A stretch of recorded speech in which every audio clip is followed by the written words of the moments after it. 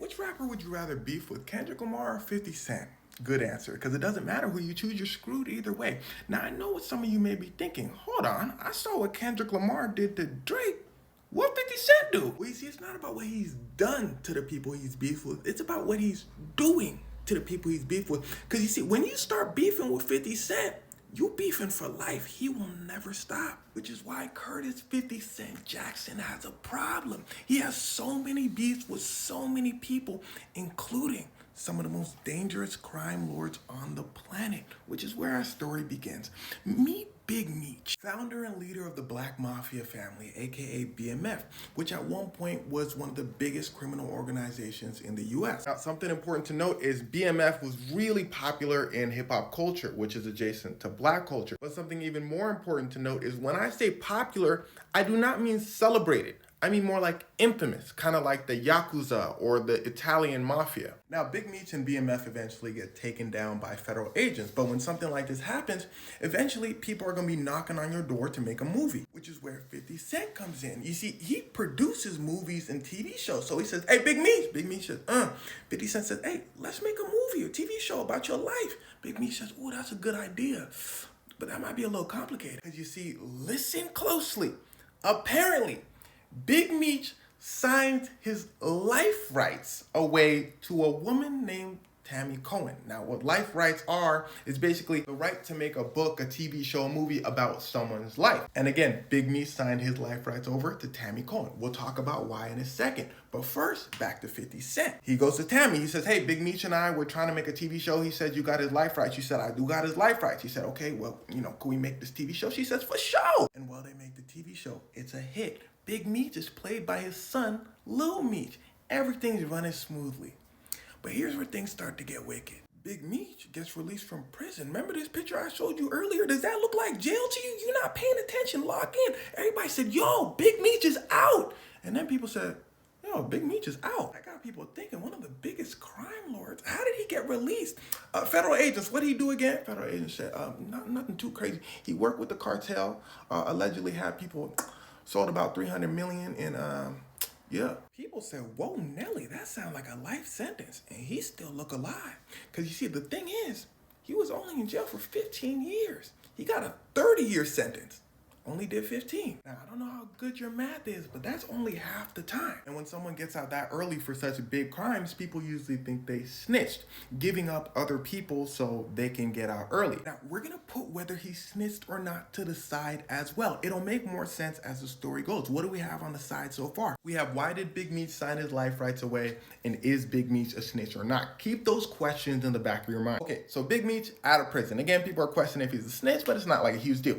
Big Meech suddenly pops up in a picture with Rick Ross. Rick Ross says, yo, Big Meech home. We're gonna do a welcome home Big Meech concert. Everyone goes, whoa, but damn. One of the many people 50 Cent is beefing with is Rick Ross. Apparently, 50 Cent looked at Rick Ross funny at an award show and they've hated each other ever since. 50 Cent said, oh, Big Meech, you gonna take pictures with people that I don't like? Okay, everybody, Big Meech is a snitch. Everybody said, excuse me? 50 Cent said, y'all heard me? Big Meech is a tattletale. Big Meech said, I usually don't address this kind of stuff, but I'm not a tattletale.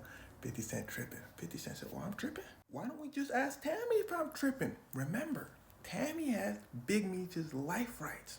So 50 Cent plays an audio recording of Tammy saying, yeah, let's just tell the truth. Let's tell the truth. 50 Cent said the truth being that Tammy and Big Meech started having problems.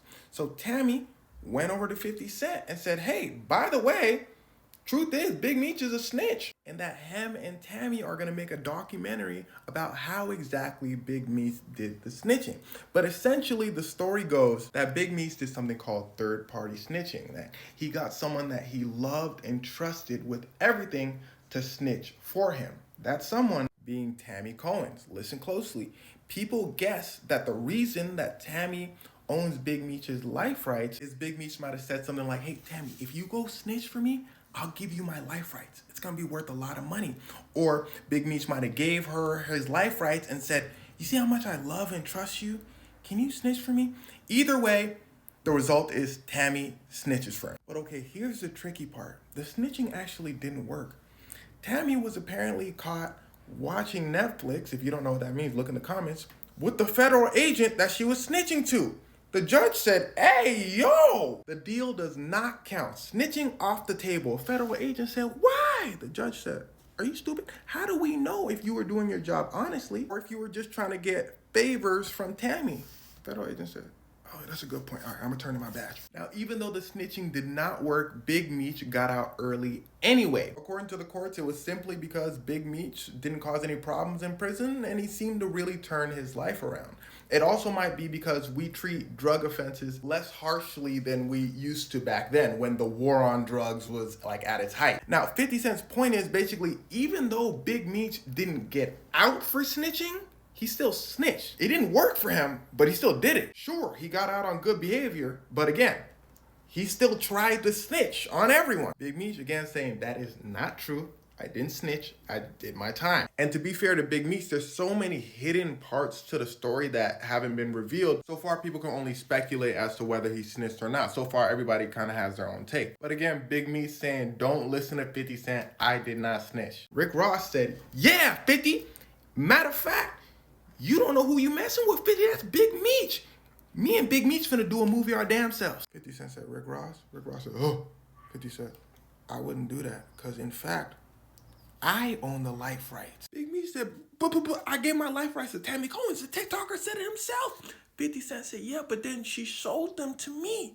So now I'm finna make a story about how you snitching. Yes, in a surprising twist, 50 Cent reveals that he now in fact owns Big Meech's life rights, meaning that he owns the rights to Big Meech's life story. And imagine if your op owns the rights to your life story. That's tough. Rick Ross said, damn, bro, that's tough. But don't worry, we still finna do a benefit concert for you, Big Meech. We finna get it popping. Well, it turns out the venue canceled the concert because apparently it didn't sell enough tickets, which makes sense. Remember what I said earlier, Big Meech and BMF are more infamous, not celebrated. People aren't going, whoa, Big Meech is home, let me go see him in concert. People mostly just don't care. Rick Ross said, damn, all right, Meech, I'ma holla at you. Oh. And of course, 50 Cent rubbed in the fact that the concert didn't go through. In fact, I don't think this beef is close to over. In fact, while 50 Cent was beefing with Big Meech and Rick Ross, he was beefing with like 5 other people at the same exact time. He told Big Meech's son, hey, we never doing another show again, your career over. He posted this picture making fun of somebody who passed away, Irv Gotti. Yeah, when I said 50 Cent's gonna beef with you for life, I didn't mean your life, I meant his life. Irv Gotti is basically one of the first people 50 Cent started beefing with. Irv Gotti,